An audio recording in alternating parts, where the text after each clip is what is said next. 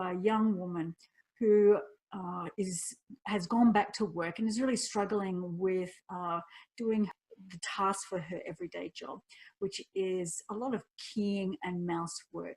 And so she has, by the middle end or randomly over the day, funny symptoms and pain in the shoulder. And what I notice is that she's always, the hand or the fingers are always wriggling or writhing. So the dissection is carried past the edge of pectoralis major muscle. There is retraction of pectoralis major medially, and which exposes pectoralis minor and the clavicopectoral fascia, or it's actually clavipectoral fascia. The lateral pectoral nerve bundle is identified and preserved.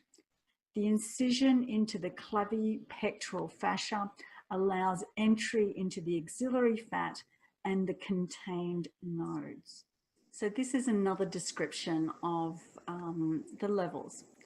And so again, we have got visuals, so you have to just keep thinking about the scalpel going in, and then the cauterizing of the tissues and the removing of the tissues.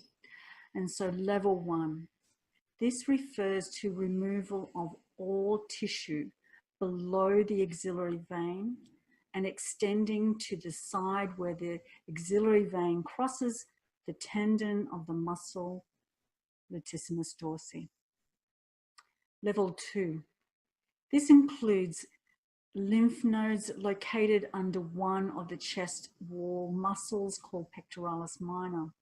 So this is the lymph nodes under pec minor. If someone has tightness in pec minor, inevitably what they would report is that they feel funny feelings going down the arm. And again, this feeling, this movement pattern that you see in the fingers. So this is my assessment that I'm wanting to float to you. So it's using cupping and using the grading methods or the rating methods of the MAP BC.